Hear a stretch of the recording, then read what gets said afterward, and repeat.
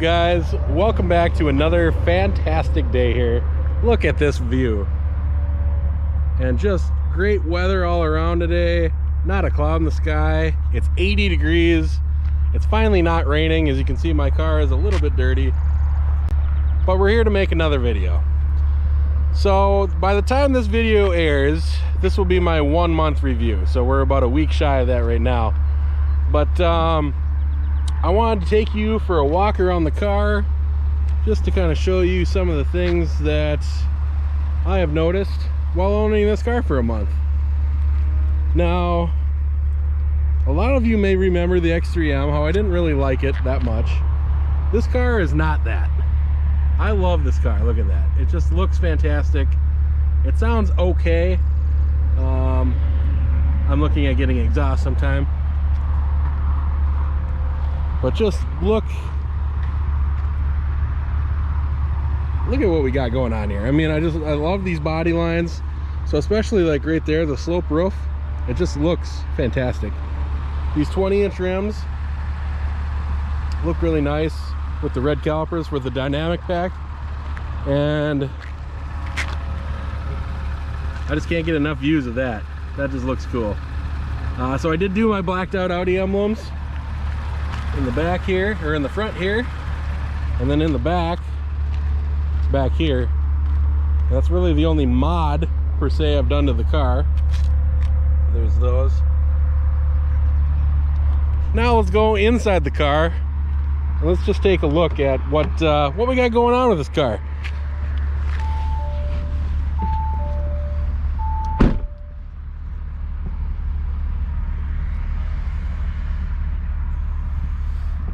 So, you might wonder, hey, is this car for me? So right now, and let me just take this off here. We'll just put it up here. Talk to the camera to make it easier.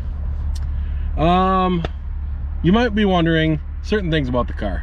Number one, do I like it? Yes, I love this car. It's amazing. It's everything I wanted. Everything that I should have been looking for after the RS3, but foolishly did not pay attention to myself, basically. Let's start with the handling. So the handling of this car is great. It's firm, it's planted. I don't have any issues with that. I do notice quite a bit when I am closing my garage, the extra length of this car from the RS3. I believe that this car is even longer than the X3M that I had, which was an SUV. An SAV, sports activity vehicle, but it just makes the car a lot easier to get along with. I notice less bumps when I'm just kind of cruising around. The dynamic mode in this car is very bumpy. Dynamic mode in RS5 versus dynamic mode RS3. RS3 feels like it's in comfort mode compared to this. I will say that it is quite bumpy. It reminds me of my STI, my 2006 STI. Very bumpy. You feel everything. Definitely feel everything. The drive mode selectors. So we will go to the dash here. I'll show you. So we have the drive select down here. I have it mapped on my steering wheel right here. So we just go to that. This is what you get. So you have comfort, auto, dynamic, and individual. So comfort basically puts everything in comfort modes. The exhaust valves close. Auto is basically how you're driving, whether or not things are comfort or basically dynamic. Dynamic puts everything into the sportiest setting, and you can hear the car kind of, you can hear the pops and crackles in dynamic mode.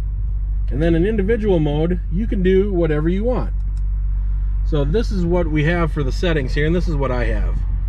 So engine and trans are in dynamic, suspension is in comfort, steering is in comfort, sport differential is in dynamic, engine sound, dynamic of course, and automatic cruise control is in comfort.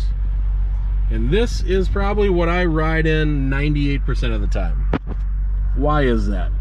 Well, like I mentioned before, dynamic is very firm. It's not something that you want to drive around in every day. Maybe if you're racing somebody or something like that, you can pop it in there, but I usually don't use it. I usually don't use comfort, and I usually don't use auto. I did use auto for the engine for a little bit, but I feel like dynamic gives it a better response. And plus, when I pop it into individual, then I have it in sport mode and we're good to go. That's another thing about the drive modes.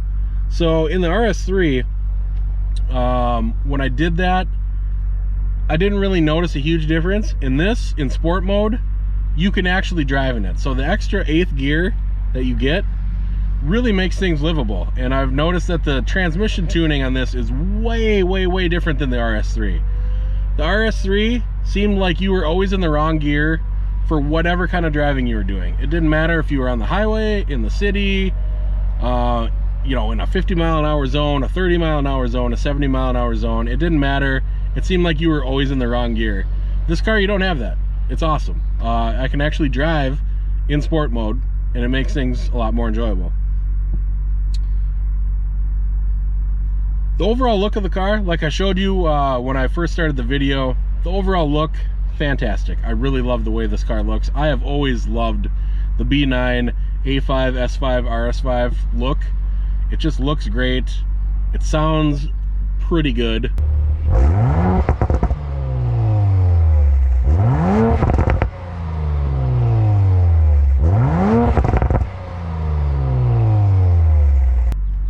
I will say that I could do better in the sound department, but that's what exhaust is for.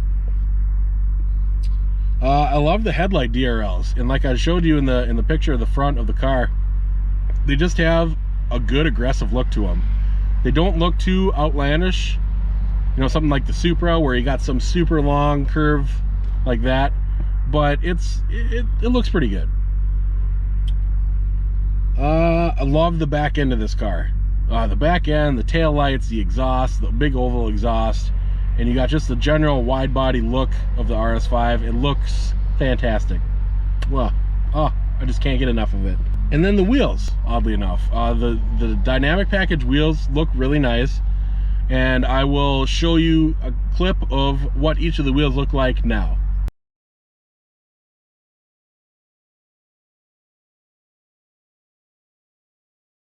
All right, now that we've gone through that, we'll go through some of the other things that I like about this.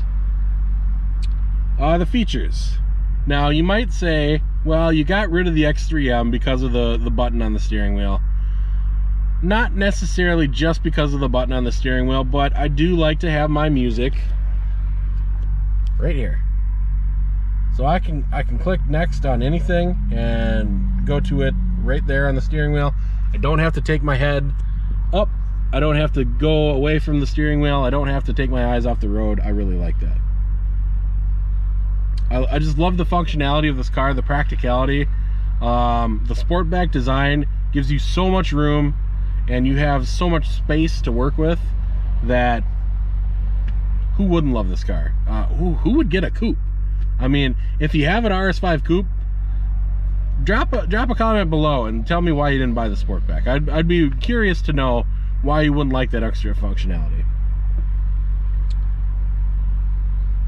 Some of the other features that I like, the mood lighting, and of course you can't really see it too well right now, but it has red and blue, and it comes in over in this area right here, and then underneath the door, like right in here on both of the sides, and then in the cup holder as well, in the cup holder section. The adaptive cruise, obviously you guys know since the RS3 I've been talking about that, and it's something that I really love it.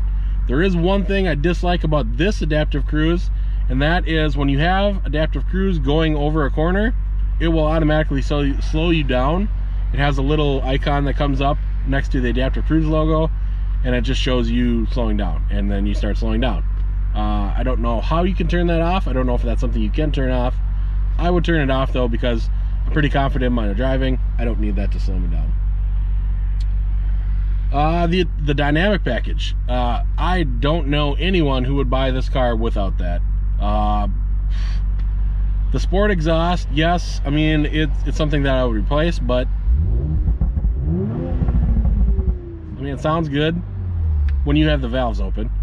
And it's something that, you know, yeah, I'm going to replace it, but I would rather not have just the normal exhaust. The normal exhaust in this car, although it sounds pretty okay, it's just, I need the sportier exhaust. Even though I'm not going to keep it and I'm going to get something else, I still prefer this exhaust on there right now.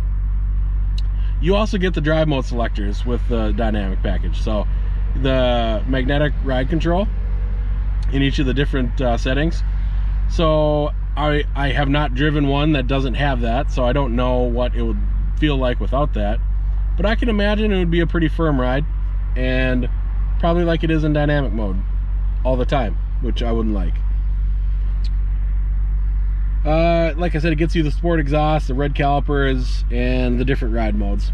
The black optics package is a must for me, and it's only like 1,500 bucks, but on a black car, it blacks it out even more. I think it just looks aggressive. I think it looks sinister. It looks amazing. I really, really, really like that.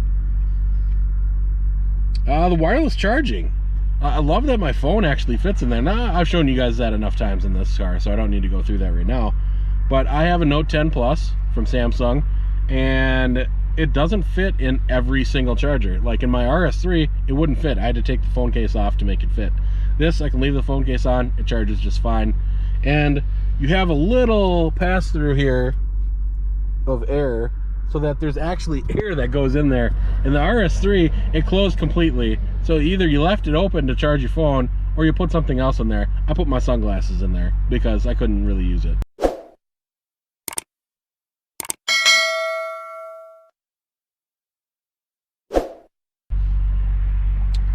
The digital cockpit, and of course, I've shown this to you guys before, but look at that. I mean, it just looks nice. I got my tire pressure sensor there. I got my tach, and then my power and torque, and then of course my gas and my oil temp. Pretty standard with that, but all RS5s come with that, so you'll automatically get that. Now, you might be wondering about the gas mileage. Is this car for you if you're going to get terrible gas mileage?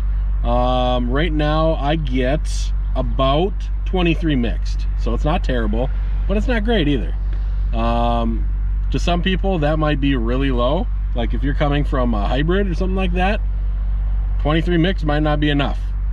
So keep that in mind if you're going to buy this car. That's about what you're going to get. The EPA says 19 city, 27 highway. I'm right in between that with my mixed mileage, so I'm okay with that. It's got a 15.1 gallon gas tank, which is a little bit smaller than what we had in the X3M. So I do pay a little bit less at the pump, which is nice. The RS3 got as much as 31 though. So I mean, the extra horsepower that you get with this car, is it worth it to lose the extra space?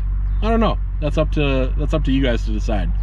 If you don't want the extra space, go with the RS3. It was a great car, looks great, sounds great, especially with that AW jack exhaust. It was an absolute weapon.